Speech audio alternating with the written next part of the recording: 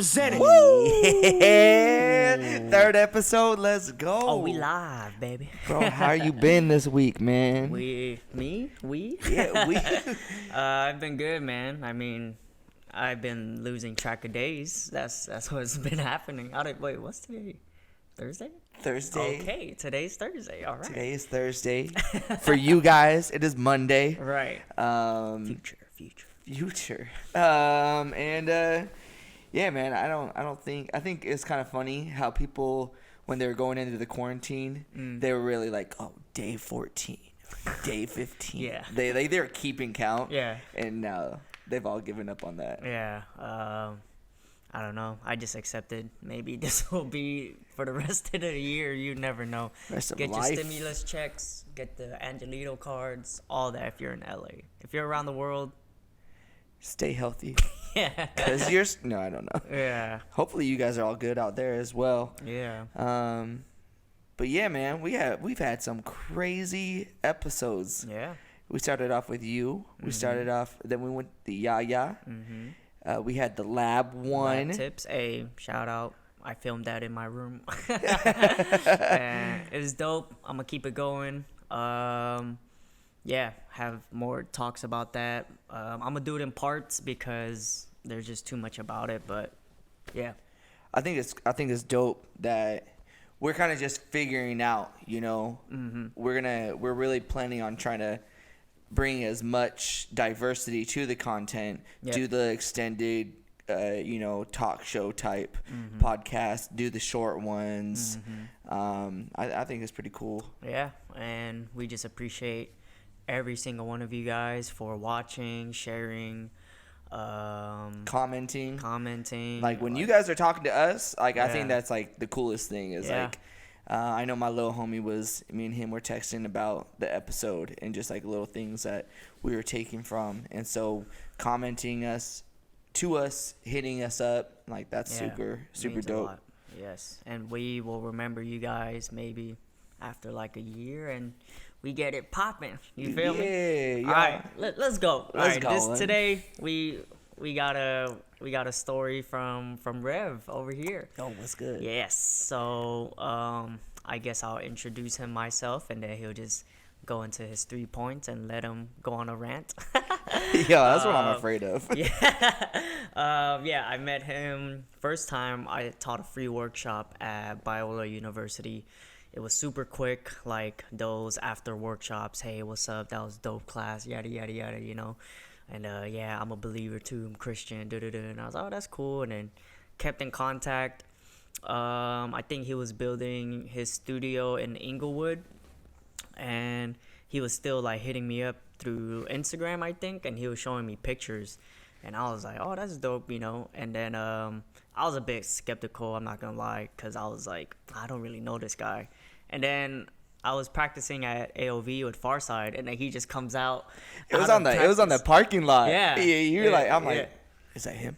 Yeah, you're like, hey, dude, like, it's me, man. And I was like, and it was like, dude, the one that be sending you pics about like my studio opening up. And I was like, oh, so like I take those type of moments, like if people like come back to your life like that, like I take it seriously, you know what I mean?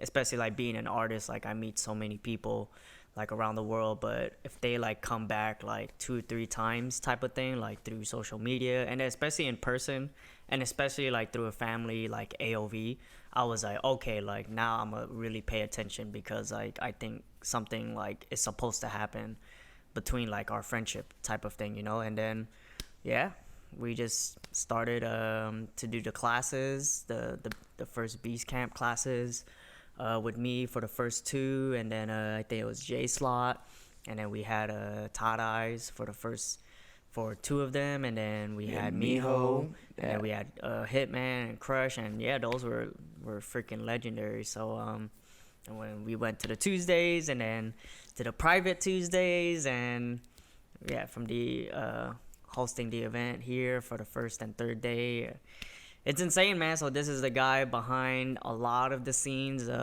helps us out with the studio, helps us out with footage and a lot of the media stuff. So you guys get to meet and hear his story, how he came about. And just recently he helped me he helped me make a hat float. Yeah, so Yeah, that junk is still funny. Yeah. Bro. Like I don't think anybody expected Yeah. the end of that. Yeah. we trolls, bro. Yeah, we man. really out here trolling a Yeah. little bit. So That man, junk's funny. it's super dope, man, to meet people that you can really vibe off of, and yeah, just always things outside the box. For you guys that's been like fans of me forever, you already know like I'm like that. And when I met him and some of the new people in the camp, I was like, dang, like we're all thinking outside the box. And especially when I would do like videos like the Kinjas tournament, and Rev helped me out a lot with making my vision come to life with all those visual effects. And I was like, you know, for me, I was like, dang, like we can really like do something crazy. And I mean, we still were and we still are. So We still are. Man. Yeah. We in the studio right now. yeah, right, doing this. So yeah, I mean, from there, like just how and how did Rev come about, and what did you want to share with us? Well, I think for me at least, my story's out there. So I think we've already talked about, you know, that kind of idea of like where are we at like right now, or what were the big pivotal movements or ideals that kind of got you to where you are and what you're doing currently. For me, my big three is one, you have the resources, or you can at least figure out the resources. So you just got to end up doing it. And then the second one is tied into that, is you can't wait for somebody to help you. Somebody will end up coming and jumping along, you know. Yeah. You came in after the doors were already open, but it's those people that help you build. But if there's a dream, you got to just kind of go. And then the big one for me is figuring out the tools in your life and figuring out what their purpose is. And so yeah, those are my three. So Yeah, those are big. yeah, and they're all kind of connected too. Yeah. Like I think this podcast is gonna be shorter, but Let's see. or not, I don't know. Yeah, that first one for me, the main one is the last one, but the first one is you have or you can learn certain things. You can achieve resources. You can acquire resources to get you taken care of and get you started, at least, you know. At the old spot, it was such a janky kind of a setup, Yeah. bro, because like I don't know if y'all know, but like the old spot, I put down the floor, I put down the mirrors, I built the wall for that sketchy back room. And it was at a point where when I first moved down to LA from the Central Coast. So I'm California. My mom grew up in South Central. We were always LA people, but when I moved down here on my own, those people weren't around. So Right. they were off doing their other things. So Yeah. my big thing was I'm going to move down there and I'm just going to start getting things taken care of and getting things started. And as the ball's rolling, people are going to kind of jump along and kind of connect. But not every tool that you have in your possession, not every like knowledge you have is, going to build a wall, Yeah, But like... Yeah. But yeah, so like for me, like the biggest thing was just doing it, just getting up and just figuring, okay, what needs to be done. Even in the beginning when I was just didn't even know how to open up a nonprofit, just going, okay, well, I'm gonna figure out what needs to go about, and I'm going to do that. So just Google is such a YouTube. Like you can really learn a lot. And so I remember I didn't even realize that I was really even doing anything substantial until one of my homies, not even a homie, just a guy I knew, was just like, yo, how do you have a studio? And I'm only like 26 at the time. And he's just like, yo, how did you do that? And I was just like, oh, you just gotta do it. And he was like, no, for real though, like that's not a small thing to have a really business.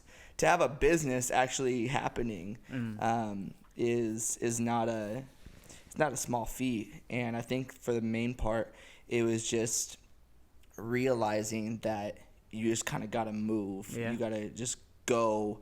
And you might not have the knowledge, but you can attain it. You can get that knowledge. And then that kind of point. So actually, that's really just kind of point one already. Yeah. Well, I mean, that's what made me want to really like work with you, was because I had that same mentality too of just going and figuring out, because there's just so much to do, and you're not gonna do it like perfect the first time, you know, but the process and all that, and you never know who you're gonna bump into or what type of opportunities, or you know what I mean, like, or the one person that like really needed it at the time, you know. So yeah, I think that's just a big thing, to just not really wait for anything and just like take that like step or like that leap of faith. And if it's especially like in your heart to do something, like it's gonna be tough, man. I mean, I've watched Rev with like at the Inglewood spot, and it was crazy. Like, you know, he I have so much respect for Rev, because like dealing with Crump and like and with a business, you know what I mean, like he's seen like almost everything within like a 6-month span, you know. And for me, I work with so much studios, like the Overhyped studio, that's one of my friends studio, shout out to y'all if y'all watching, the Gully Block spot where Todd Eyes and Ruin battled. And then yeah, man, I mean, because it's such a street culture, like some of the stuff we do isn't really good business wise, you know what I mean, and you can't control everybody. And the fact that like Rev really like stuck with us, because he saw like the vision and what it meant to the community to have like a home like this, just means a lot, man. And I think that really helped him like continue to push forward, because yeah, there were times when everyone was kind of nervous, especially with the move coming to Hawthorne. Was like, yo, like it really took a big hit on everybody, like even the Crump community, like, dang, the Cypher spot is gone type of thing. And I think especially at, like, not on that tip, but at the beginning, when, because you got to realize, for me, like, most people don't realize, but I didn't grow up in dance. I only started dancing when I was 22, when I started dancing at Street Heat Dance Studio up in my hometown area. And so my knowledge was of like dance culture was like very limited. Crump culture was an ultimate zero. And I was just like, dang, this dude. All right, so I talked to him. I mean, it seems like we got the same ideals, but I don't really know him. So he's like, no, this is Crump. I'm like, okay. Yeah, man. I mean, yeah. I mean, it's just crazy. I mean, just having a studio, you know, like a lot of people, especially like thinking of a successful like studio place, you would think North Hollywood or LA, or, you know what I mean, somewhere where it's in a sense already established. So like watching him do it in Inglewood was really like, you know, for me, like really gutsy. But I was like, yo, that's hella respectable, because that's where a dance studio is even needed in the first place, you know. And yeah, NoHo's like pretty far, and you know the people there, they're great. I love them, but you know, I think it just needs to be a balance of like demographics, you know. So that's what gave me big respects too, because yeah, I mean, it's easy to put or find a spot where like it's the hot spot for dancers, but you know, the main purpose is to like, when you first dance, and in a sense like saved your life. I think that's just super dope. Yeah, and like especially at the beginning, it was it wasn't a time where, like, I think today, even though it's only been like 3.5 years, almost 4 years now, at the time that the known about studios weren't run by street dancers, you know, and you have like a couple of them, you know, Academy of Villains, we were talking about them, you know, Farside and Phoenix were running that, but they were fairly new to the LA area at the time as well.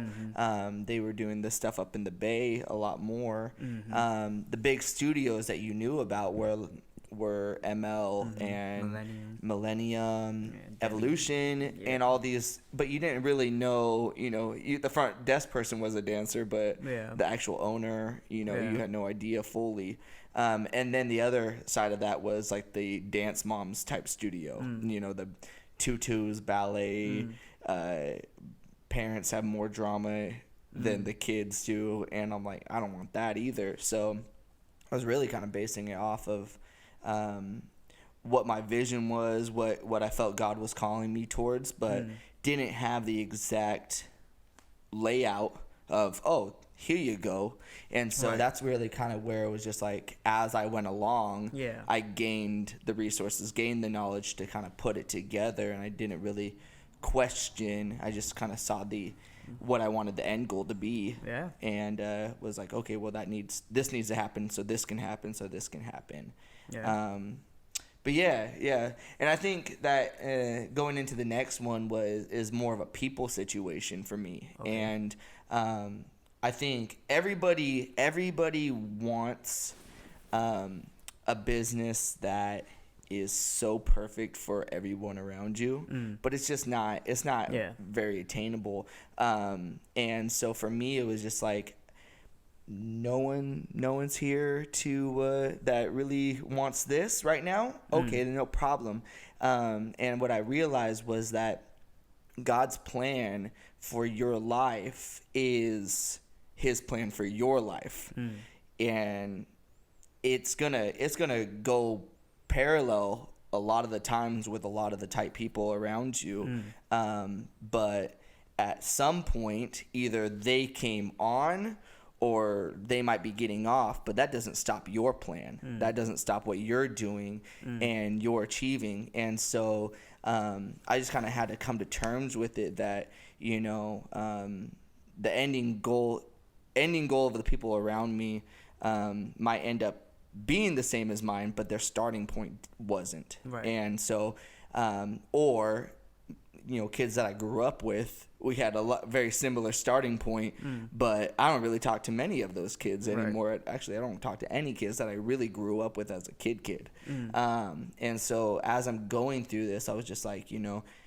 what is God's plan for my life, and what is the end goal? What is the big purpose for in my life? And I just need to start moving on accordance to what that was. And then people like you, like, you know, my friend Heidi, who actually got me into dance as a business side of thing. You know, these type of people jump on board as you're going along. Zulu Dance Foundation, shout out to Spidey and Crystal. And these type of people will jump on board during your life, but whether they get off, whether they stay, whether they're helping you or hurting you, all of that doesn't have to do really with what your plan is. It's really because you got to do what you got to do, you know.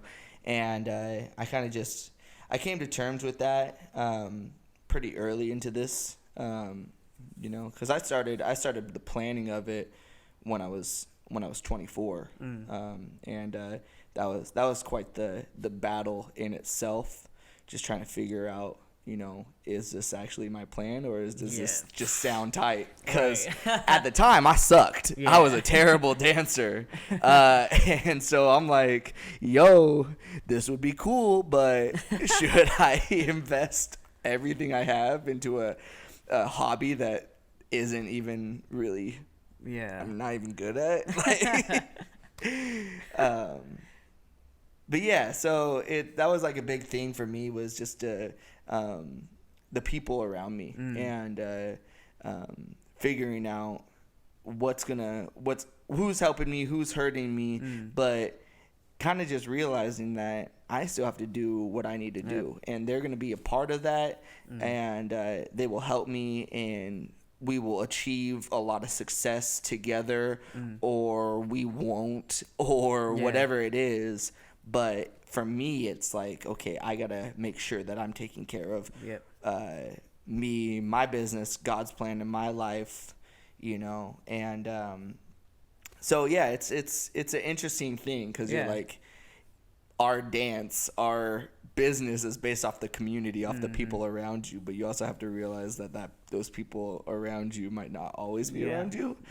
It's something that you would want to hold on to, like that idea that, you know, you're gonna be with the people that you started with, or, you know what I mean, like, you're gonna be friends forever, or super close friends forever. But yeah, everyone grows up, like you said, everyone gets on their own path, or like you may inspire them to like get into video or get into something, you know, because when maybe you did like a project with them or an event and then they really enjoyed it, they would want to go to the side. So yeah, man. I totally agree. It's a big topic, man, because we need people, you know, but you also need yourself too. And I can say, like, my friendship with Rev really like helped me out, like, throughout my whole like career since like I met him. And I think like he's really speaking from experience too, like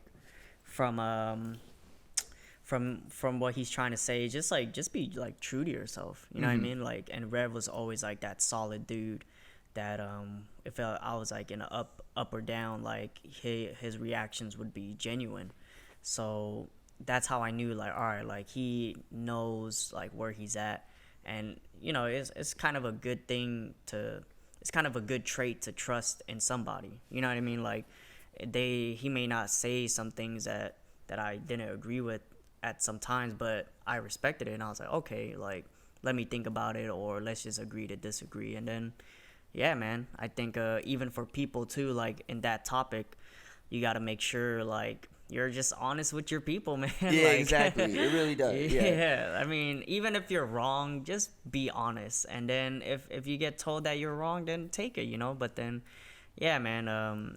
Because as dancers, you know, and we're just so emotional, and you know, it's our art, and it's also like a lot of people's business. So it's hurting both egos of like art and their business if we tell them it's not good, or if we tell them, like, you know.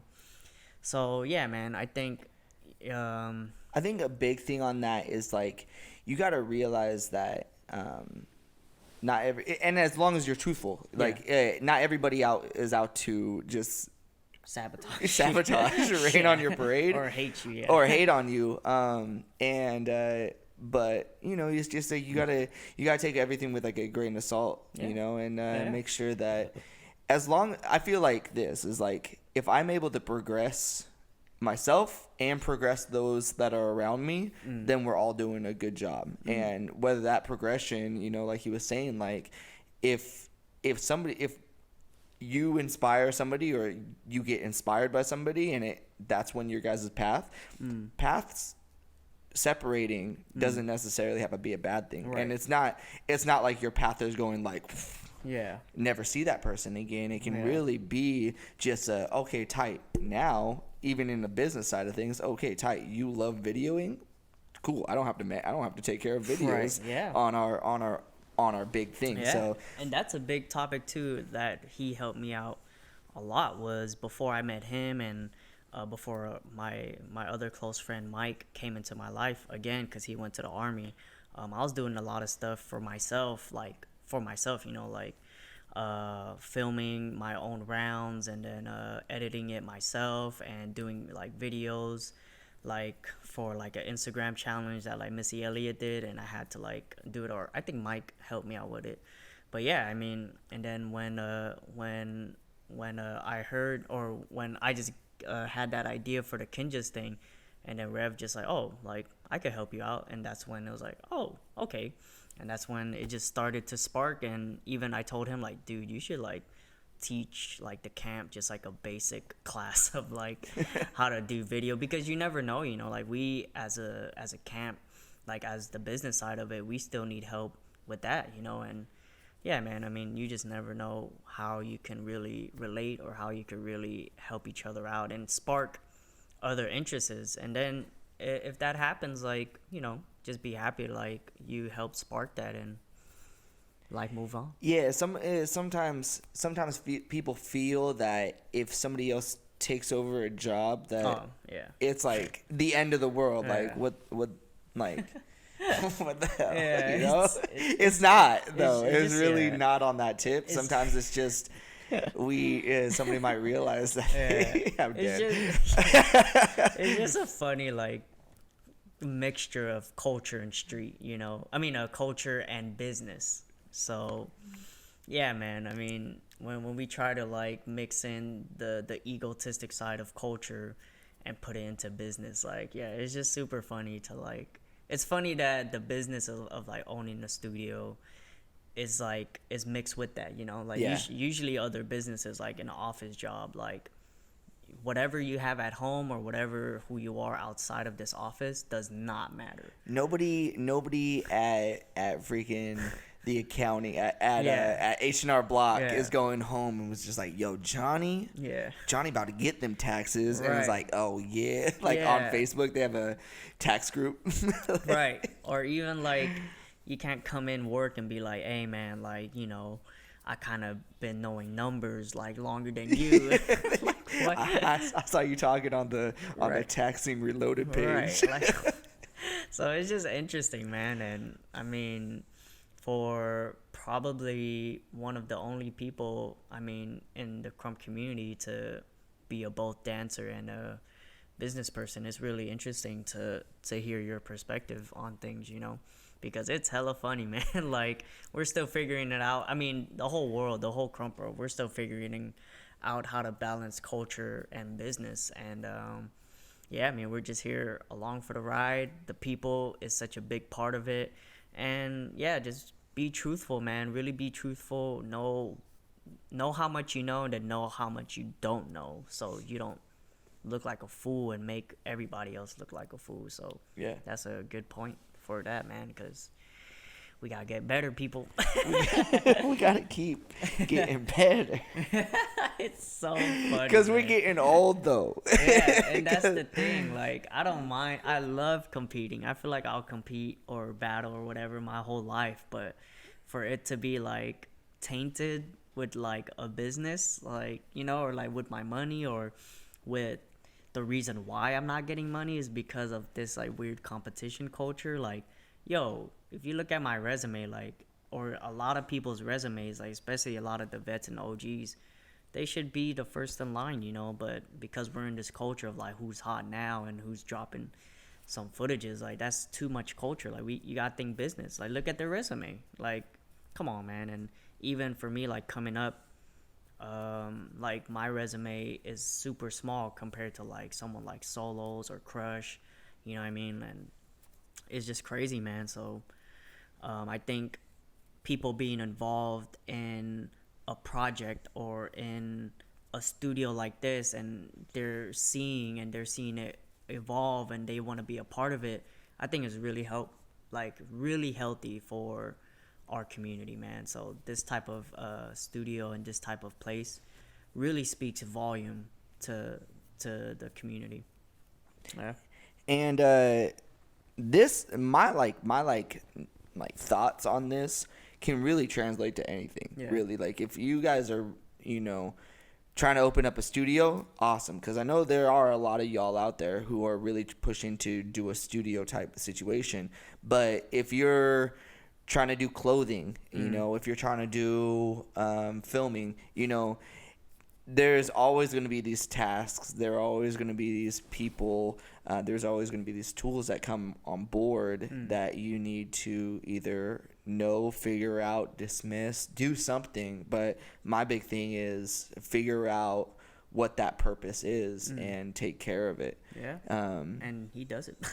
I mean, Rev does the clothing for the BeastCamp. He does a lot of the filming. And again, that's what inspired me to get into like designing or taking over the hats, you know, because not only that I wanted to help out with the camp, but I wanted to kind of experience like art in a different way, and I love clothing, and I feel like hats was like a good way to start. And then once my ideas started to get around there, I was like, oh, this is like pretty fun, you know. And I didn't know what I was doing either, or I was telling them a lot of my ideas. But yeah, man, I mean, it's everywhere, especially like with like what Rev said in the first one. Like, we have resources, you know, like you have community of people that knows people to get some stuff done, you know, and the people knows the resources, and vice versa. Like, come on, man. Like, it's just I feel like it's just that permission slip. Like, can I do it now? You know, like, you know,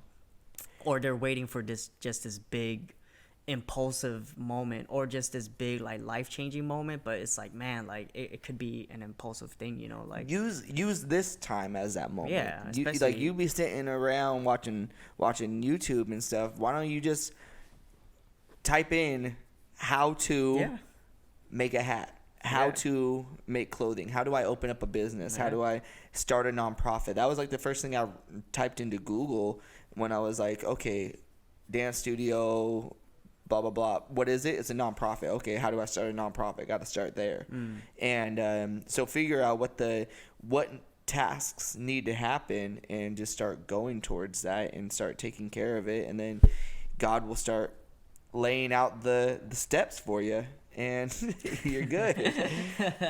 The last one that I wanted to go over was tools. So if you ever talk to me like on a in-depth conversation, you will always hear me use the word tools, because everything in life I really feel is a tool. The people around you, the jobs that you have to do, they're tools, and sometimes those tools are going to be always around, like the people around. Hey. Sometimes the tools are going to be a side job that you have to do to provide money. And the big thing is just to realize what are the tools in your life, and what are their purpose, and is that purpose actually helping the main purpose, the main plan.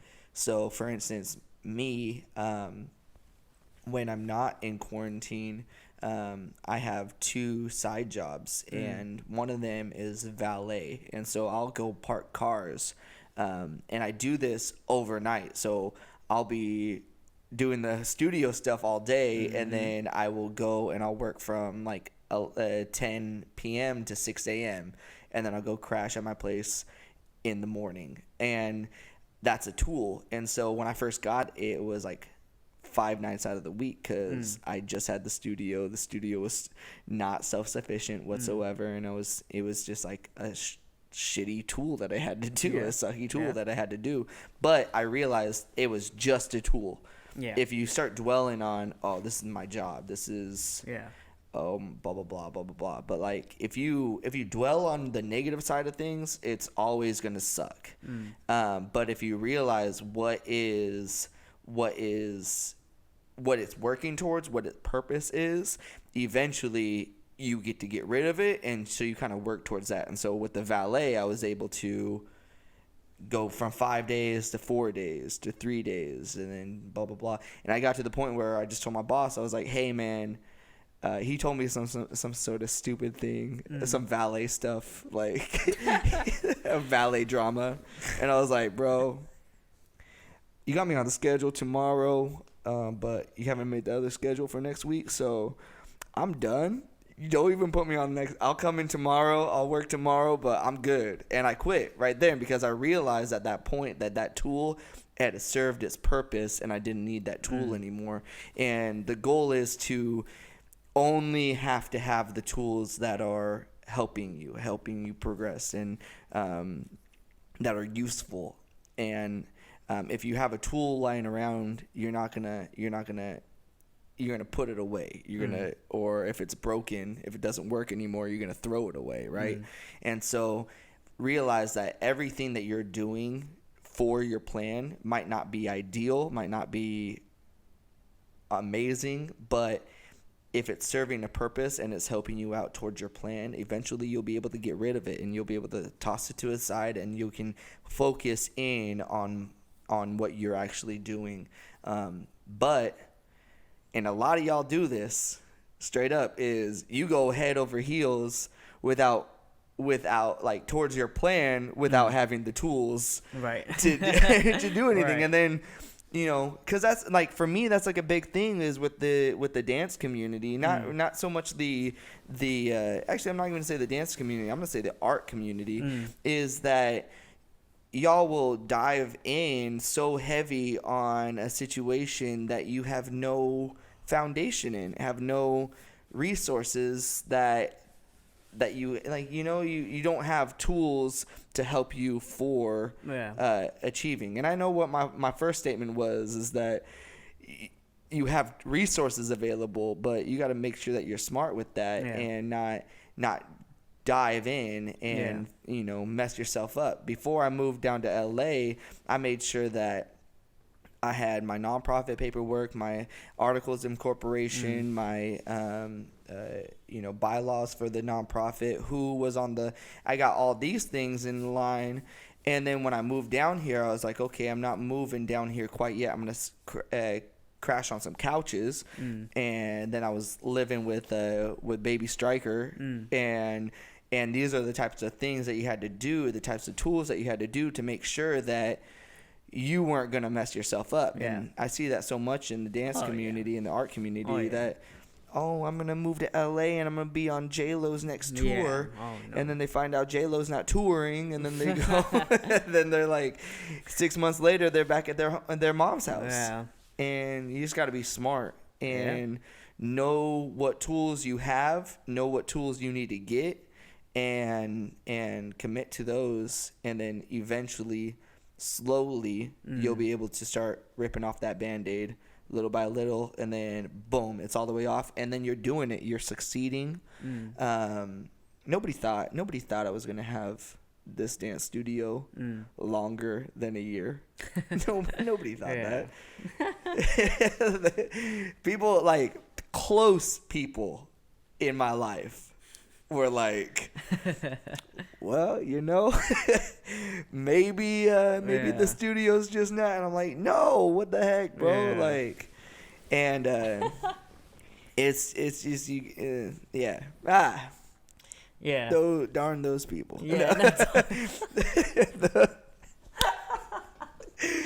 But like, for real though, you just gotta realize and move according to God's plan in your life, and realize what that plan is, what that purpose is.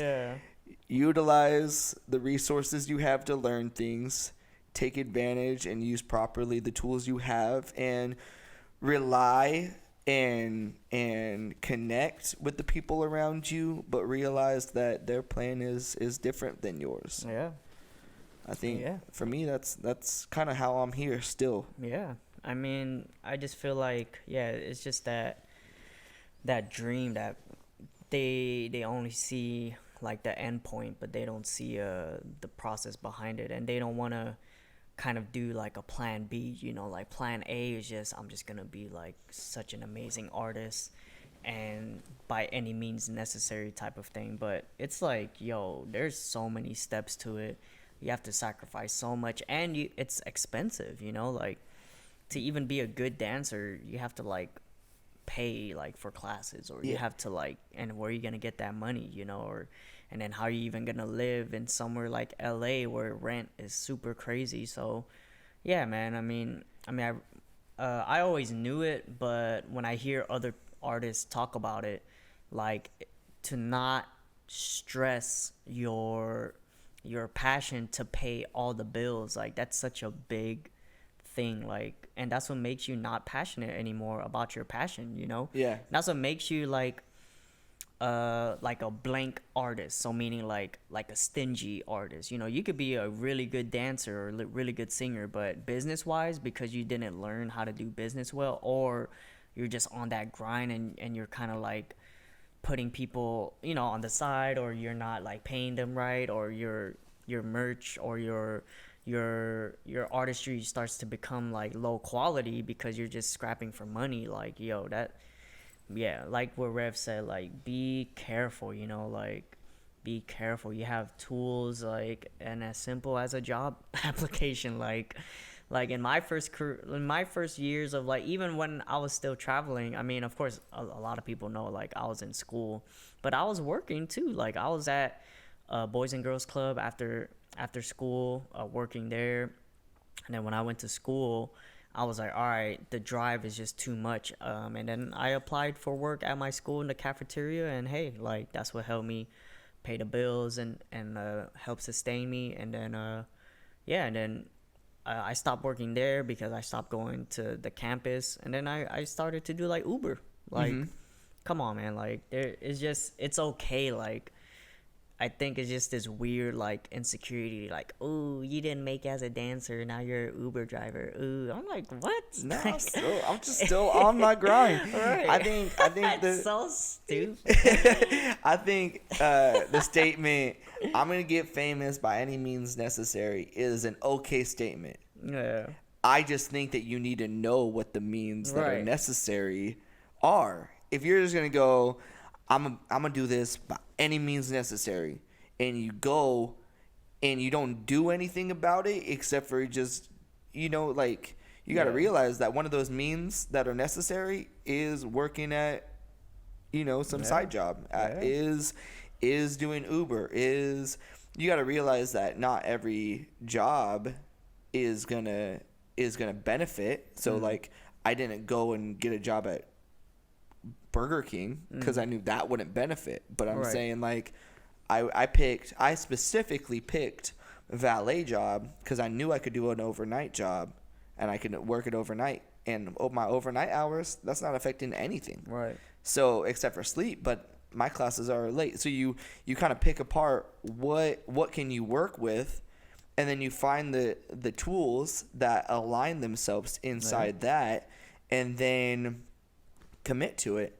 Yeah. And there's just too many dancers that are moving out here thinking, you know, make it big, and they're moving back home in 6 months. It's sad because they don't do their full research. They don't prep their tools enough to realize that there's so much more opportunity out here. Like, everybody that moves out here can make it. Yeah. Like, live in, like, what is that line? I think it's Q-Tip, Ice Cube, or Ice Cube. He says, "Living in the city is a serious task." It like, go ahead, man. Come on. Drop that bar. Come on.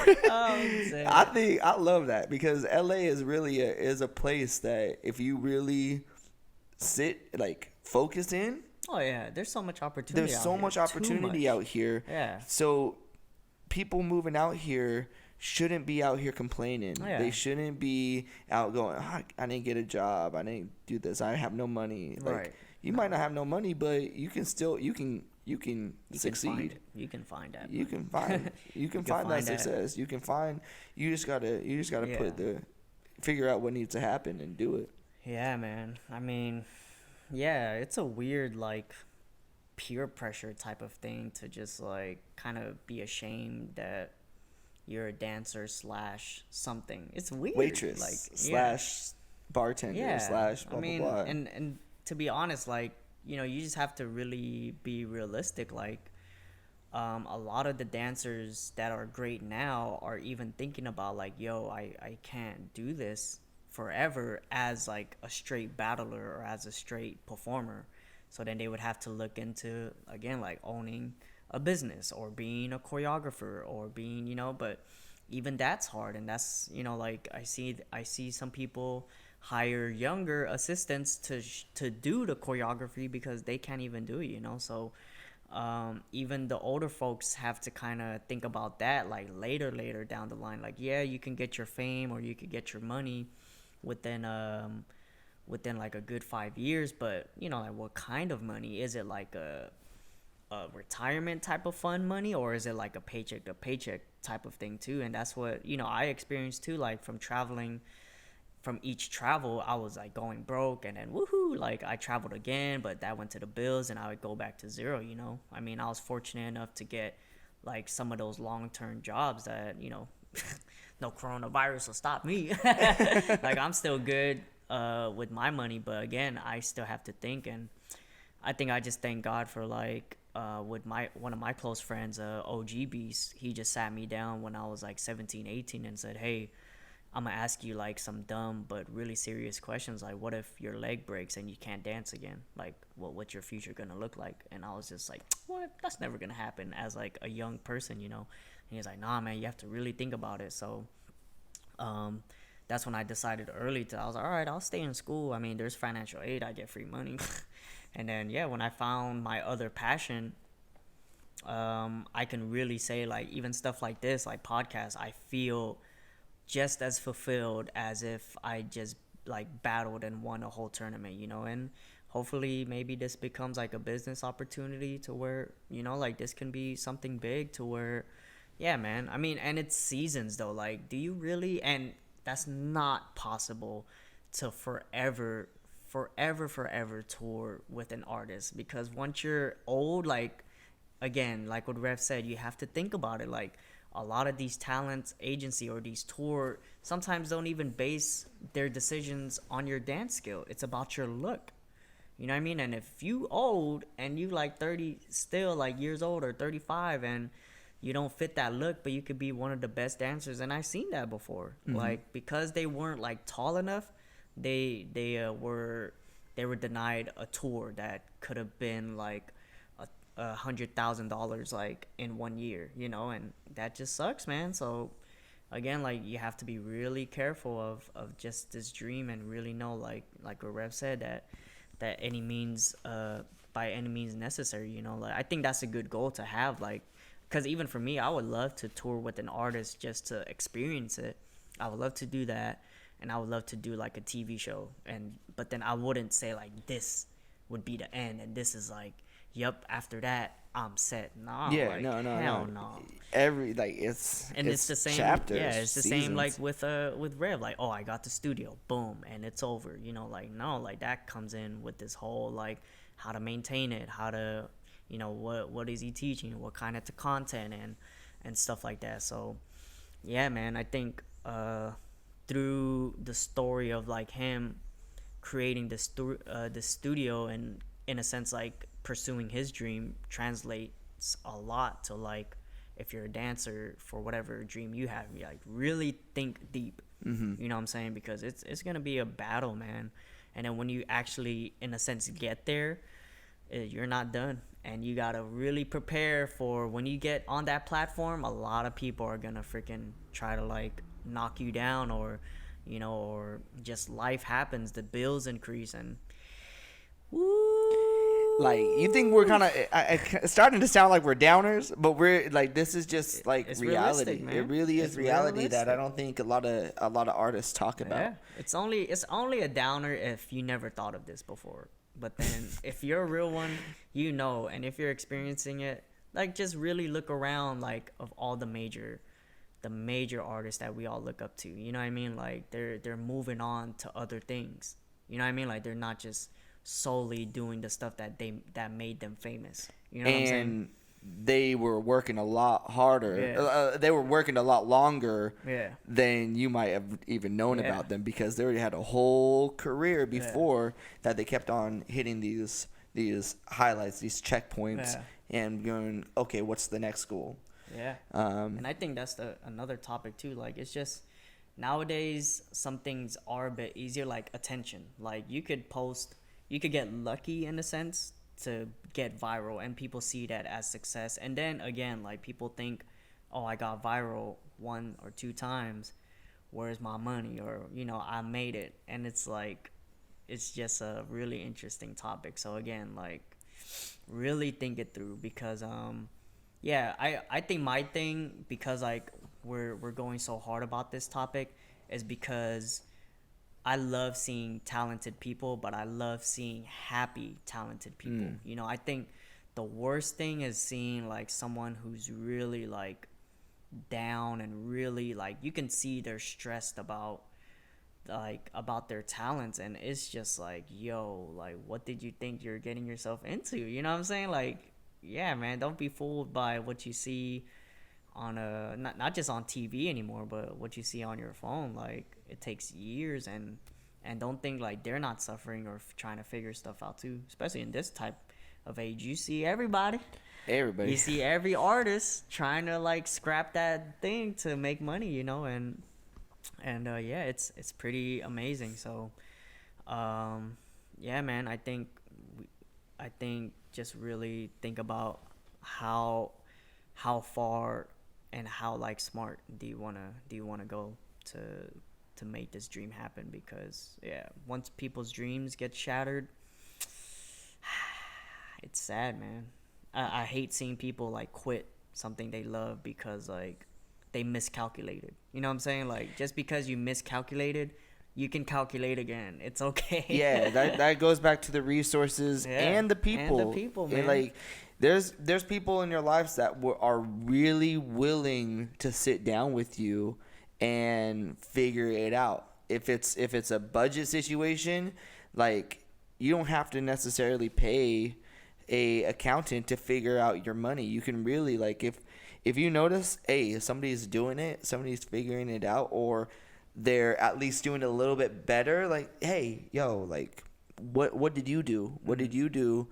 And can you help me out? And that's totally cool. It goes back to that people side of things on that, where not everybody has the same end goal, not everybody has the same start out point, but your lives will come together at one point, and you guys can really benefit from each other's lives, and that you can help them, they can help you. I know with the studio we have a few donors who you know, they really are encouraged, and they really see the mission that the studio is doing, and they donate to the studio.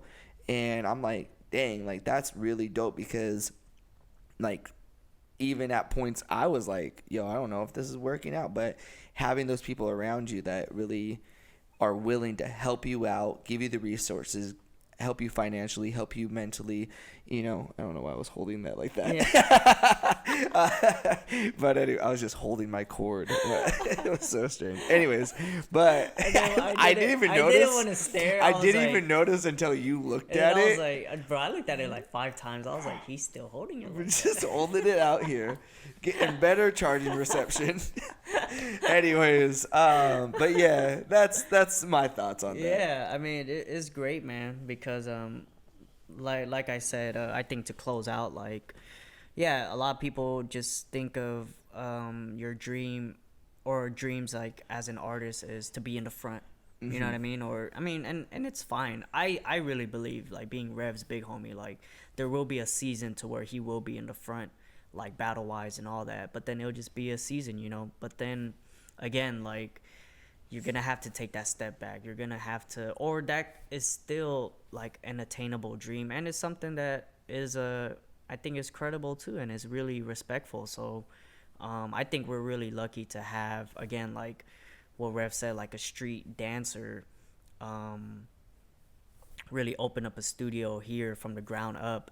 And we're just watching that journey go along. And I think that's a good dream to attend to, because I met a lot of people and a lot of dancers that wanted to get good at dancing so they can open up a studio. And then sometimes I'm like, do you really have to be a good dancer? I mean, yeah, you have to be knowledgeable and stuff, but why do you have to be a really good dancer first? You know, like, I think, yeah, but again, because we only see that type of path, that path, like, I gotta be good, get some respect, and then da-da-da-da-da, you know? But again, like what Rev said, like, you know, he like hooked up with people, and they even like with me, to where like even my status can help out with the studio, and then I help bring in the Crump community here, and then it became a landmark in Crump, to where people walked in, was like, oh, the Cypher spot. Yeah, that's like freaking Noko, like, that girl tripped out. No, she didn't know at first. Like, oh my gosh, I'm here. I'm like, what the heck? So, or like people who like legitimately would just fly in, and just be like, hey, I only got like a 2-hour layover. Can I just go to the studio? You're right. Like, And we're really fortunate to be like 10 minutes away from Yeah, it. yeah. Sounds good, bro. Come on over. Yeah, so that's just my closing remarks. I think it's such a good story, and I think it should be spoken out more because I love dancers, I love artists, but just speaking on dancers, I love dancers, but I think, I live by this verse that says the harvest is plentiful, but then the workers are few. And I think it's because like everyone's trying to work on one part of the harvest, which is being the best dancer and da da da da da. Like take a step back, and we need the best like studio for street type of stuff, and then we need like a good videographer that can help out like progress Crump, or I'm gonna just say Crump, like in a better way, and like we have people like Twin Style Ripper that helps out with that. We need more people like that, and if that's your interest, just do it. And then of course, some ego stuff, you want to be the best, but come on, man. I think it's super dope to highlight Rev and what he's doing for the community, not just in Crump or just in general, especially for the kids too, because they're coming up, man, and they're getting better. So they're the future anyways, and we gotta give the future like a home, like not just in the streets like what we did. Kind of speed up the process there. So that's just me. I appreciate Rev from the bottom of my heart, and it's super dope to share this conversation, one of like maybe even daily, like for the past quarantine. Yeah, man, so it's dope that you guys get to hear his thoughts, and for him to be in the front for this episode, and for him to share some light about his story. So if you have any closing remarks. Thank you. Just thank you, man. Yeah. It's cool. I mean, yeah, and again, this whole podcast thing wouldn't have been pushed if it wasn't for Rev's, again, resources for his mics and just him pushing me to do it, like, and, so he had he is the people, and he was the resource. And, yeah, man, so it's there. I think just to sum it all up, it's there. You just got to look for it and just accept it. It's not going to be like what you see. Like it's your story, your journey. Take it and grab it and throw it. Reach for the stuff. Wow. All right, y'all. We appreciate you guys. Thank you so much for listening again. Please keep sharing, keep telling us like what you guys want to hear. Comment, all of that. We're gonna have another tip video, or no, not video, podcast from me, and then I think we'll have a very special guest, maybe from somewhere else, not from Crump. Yes, sir. Or maybe from Crump. Maybe from another country or another town. Right. We don't You know. tell us who you tell want. us what we should do. But yeah, we just want to thank you again for being a part of this. It's new. It's a process. But we're super stoked that you guys are accepting and going along with it. And Peace. Later. Stay healthy.